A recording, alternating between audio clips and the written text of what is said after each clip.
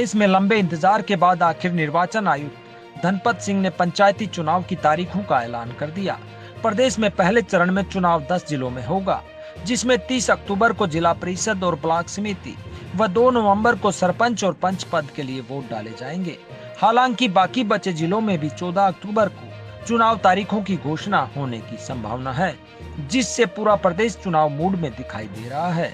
इन्हीं चुनावी सरगर्मियों के बीच जगत महान न्यूज की टीम प्रदेश की सबसे छोटी सरकार यानी सरपंच पद के लिए 21 माह से इंतजार कर रहे दावेदारों का गांव के प्रति उनका विजन जानने के लिए पहुंची, जिसमें हमारी टीम ने मतदाताओं से भी जाना कि वे कैसा सरपंच चाहते हैं। देखिए जगत महान न्यूज की गोहाना ब्लॉक के रिवाड़ा गांव से खास रिपोर्ट।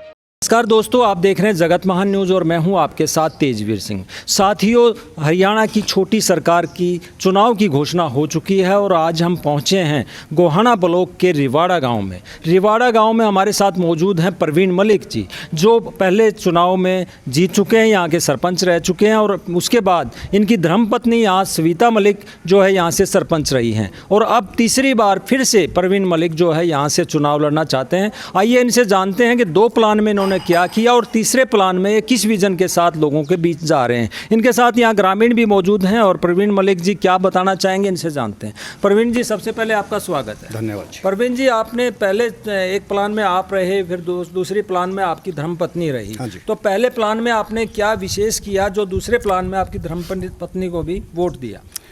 पहले प्लान में हमने सबसे पहले गली जो हमारी सिमेंटेड सारी कवर की गई, उसके बाद पानी के लिए डिग्गी की व्यवस्था की गई, उसके बाद व्यायामशाला की व्यवस्था की गई, उसके बाद एक पुल था, बहुत पुरानी मांग थी हमारे गांव की, वो ड्रेन नंबर 8 पे था जी जी। वो पुल।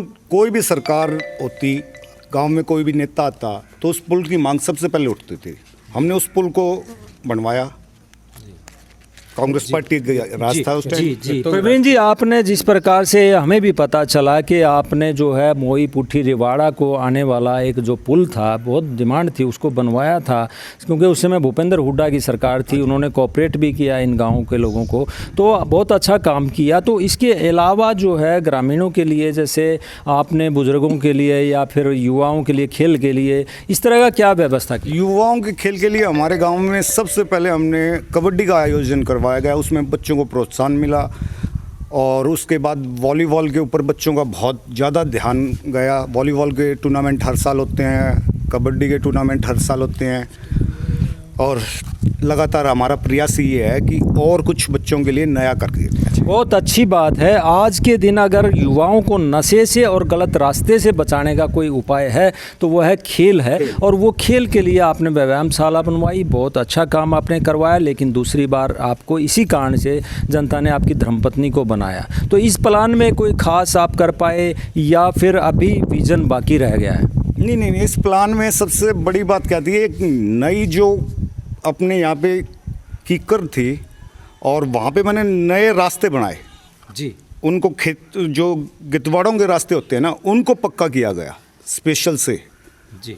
और रास्ते पक्के। और उसके बाद जो अगला मेरा विजन है, सबसे पहला जो मेरा विजन है अगला, तीसरी बार जो मैं लोगों के बीच में जा रहा हूँ वोट मांगने के लिए, तो मैं सिर्फ एक बात सबसे पहले ये बोल रहा हूँ कि भाई इस बार खेतों के रास्ते जो हैं हमारे गांव में, कोई भी छोटा हो चाहे बड़ा रास्ता हो, उसको पक्का कराया जाएगा जी।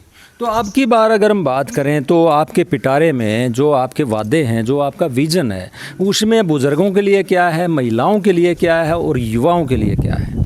युवाओं के लिए तो मैं आपको बता रहा हूँ कि खेल, नशे से बचना है तो खेल के लिए जाना पड़ेगा। उसके लिए मैं स्पेशल जिम की व्यवस्था कराता हूँ सरकार से मिलके, और बुज़ुर्गों के लिए एक अलग से चौपाल संस्था सी बना के छोटी सी, उसमें कोई बुज़ुर्ग दुखी है, तंग है, तो उसमें एक छोटी सी कमेटी बना के उन बुज़ुर्गों की सेवा पानी करने के प्रयास करेंगे। बुज़ुर्गों की बात जहाँ तक आ गई है तो उसमें बुज़ुर्गों का कई बार हेल्थ चेकअप नहीं हो पाता है, स्वास्थ्य जांच नहीं हो पाती है, परिवार के लोग समय नहीं होता, कई बार ऐसा रह जाता है, छूट जाते हैं, तो उनके लिए कोई खास? उसके लिए इस बार खास ये होगा कि हम सीएमओ से मिलकर अपने गांव में हर 6 महीने एक कैंप की व्यवस्था करेंगे। जी, गांव में दरअसल क्या है, थोड़ा सा फ़र्क आ गया, प्रभाव थोड़ा सा इस तरह का हो गया है कि पहले जब गांव की लड़की को, बहन बेटी को जो है बड़े अच्छे उससे देखा जाता था, लेकिन अभी भी गांव में थोड़ा सा फ़र्क आ गया है।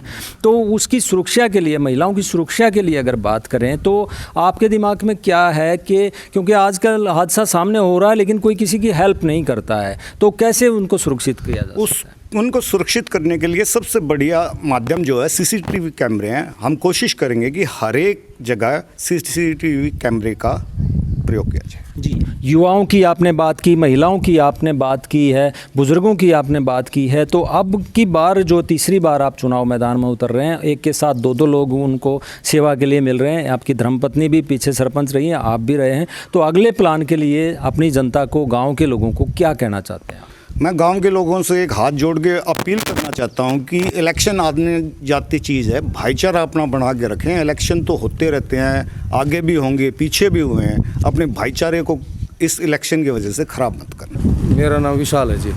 विशाल, हम रेवाड़ा गांव का एक सर्वे कर रहे हैं, अभी सरपंच का चुनाव होने वाला है, 2 लोग शायद सामने होंगे। हाँ जी। तो अब की बार आपका क्या विचार है, किस तरह के व्यक्ति को सरपंच? भाई वो भाई बनाना है जी, मीनू प्रवीण। हाँ, क्या खास बात है, 2 बार तो बना चुके हो? भाई यू न्यू है जी, वो अपने वाद्या पर खरे उतरिया है। अच्छा। कोई भी इसने को काम नहीं छोड़ा, कोई भी मानस आ गया है, पलस्टन का है या कोई मकान पक्के का मकान का है, मतलब आगे पाछा घूम फिर के इसने मकान भी पास करवाए हैं लोगों के।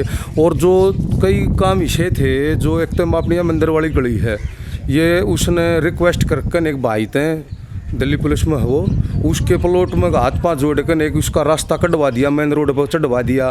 तो ये कई काम हैं जिसमें एक गली है खेतों की, वह पक्की करवा दी है, और इस पर भी मिट्टी डलवाई थी, जो मतलब ये अपने वाद्य पर खरा उतरा है। काम करने वाला हो, कोई भी आ जाओ से जी, काम करो गाँव में, क्या उद्देश्य विकास है, करो। आप क्या सोचते हैं, किस तरह का काम होना चाहिए गांव में, किस चीज़ की कमी है?